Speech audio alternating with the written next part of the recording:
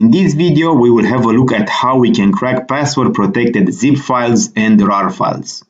I will show you how to do it with 3 different tools: John the Ripper, HashCat, and FcrackZIP.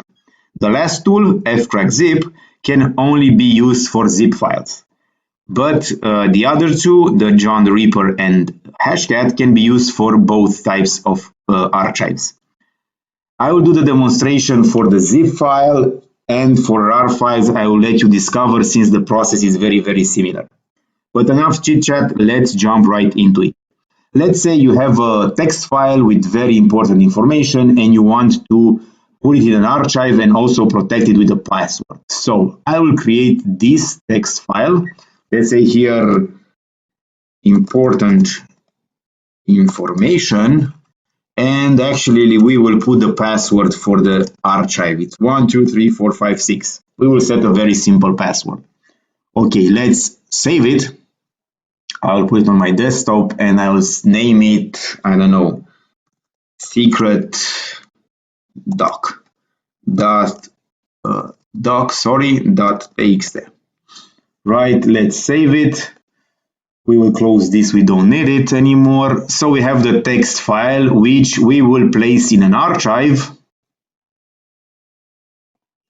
called secret.zip on the desktop, and we will set the password, right? 1 2 3 4 5 6. Create. We have also the zip file. This could be also a RAR file, doesn't matter. Let's try to extract it. As you can see, you are requested to put a password, so if I will put a password, a random one, wrong password, secret.doc.txt. Okay, now let's crack this password. For this, I will start with John the Ripper. So let me open a terminal window, go in my desktop folder, root desktop. And now for John the Ripper, we will use a utility called ZIP to John.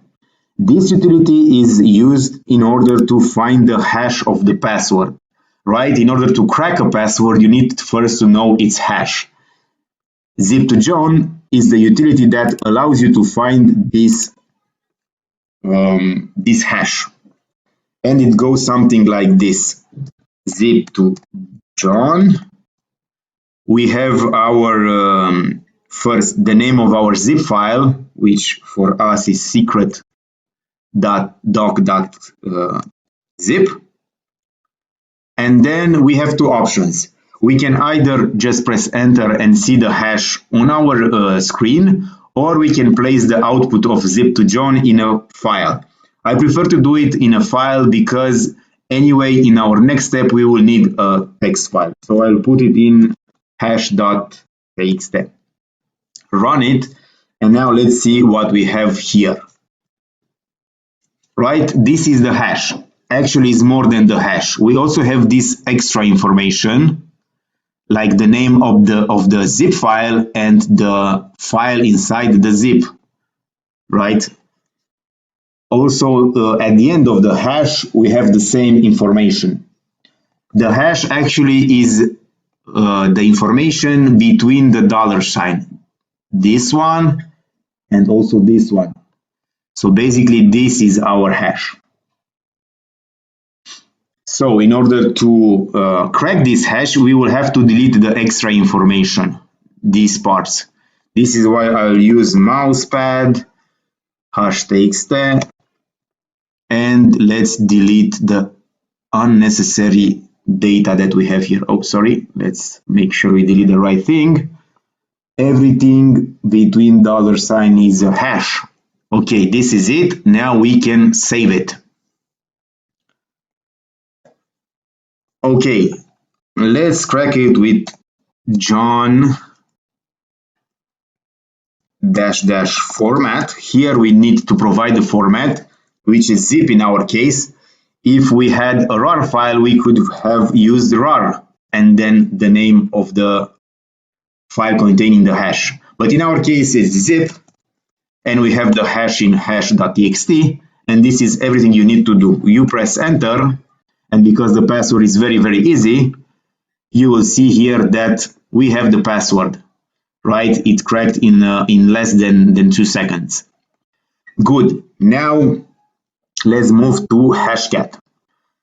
HashCat is a utility tool used to crack passwords, but comparing to John the Ripper, HashCat needs you to already have the hash.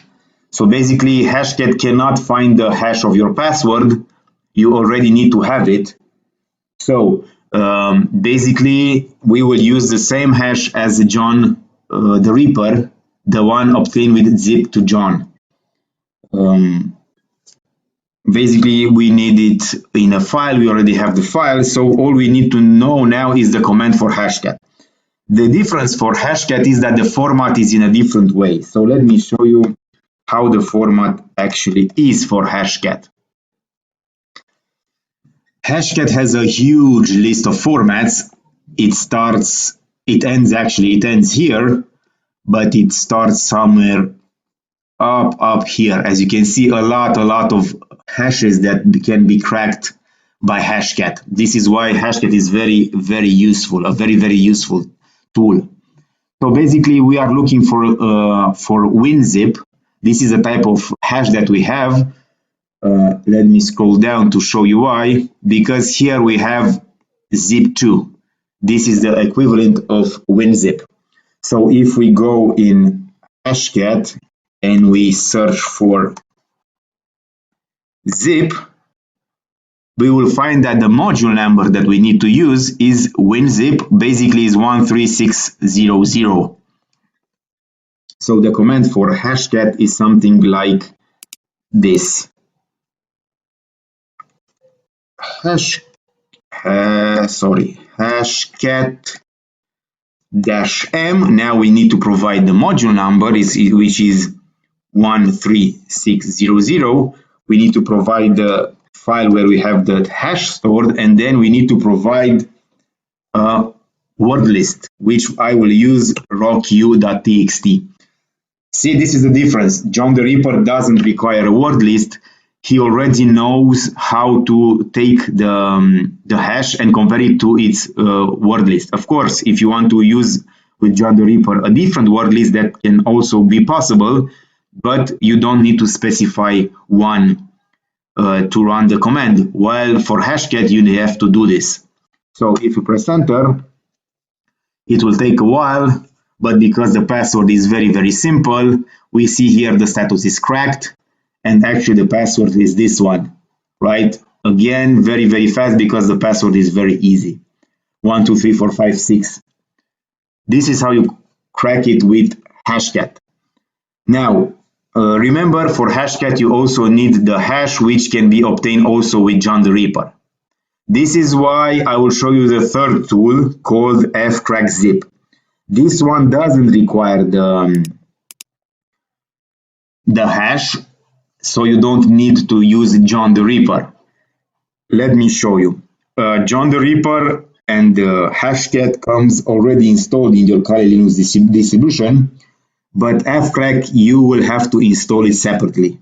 This is the command to install. Let me show you the fcrack utility.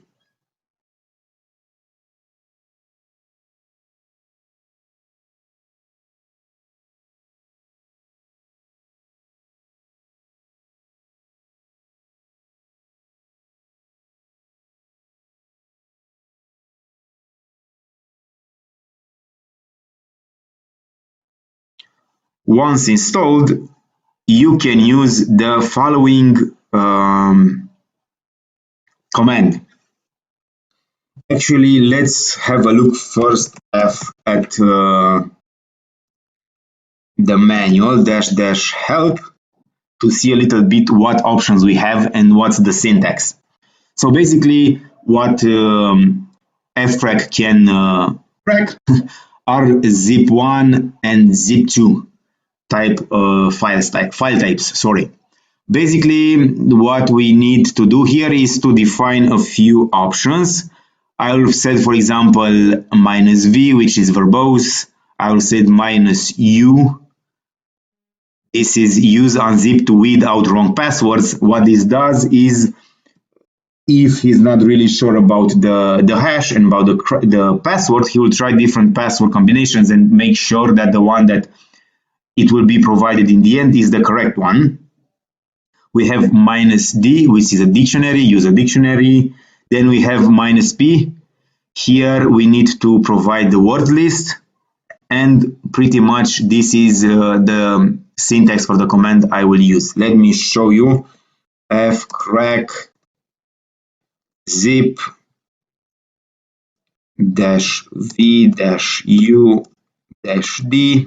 -v-u-d-p. Now we need to put the word list, which is, again, I will use rockq.txt, and then let me put the name of the zip file, which is the name secret.doc.zip. Oh, sorry, I opened another terminal by mistake. Secret.doc.zip. Okay, this is it. Press enter. Now you need to wait a few seconds, and because the password is pretty simple, it should go pretty fast.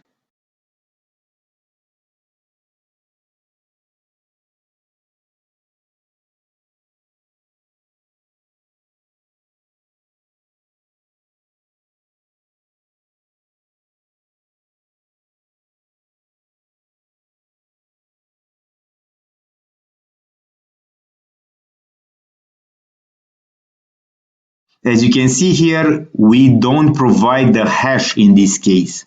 We provide the zip file, right? So this somehow, cuts a few steps from the whole process. This is why I prefer FcrackZIP when I have to deal with zip files. Of course, if I have to deal with RAR files or another type of archive, then of course FcrackZIP cannot be used. But for this case, FcrackZIP is pretty good, because as you can see, the hash is not provided here. It takes more than HashCat or John the Ripper. So it's up to you in the end which utility tool you use for cracking the password.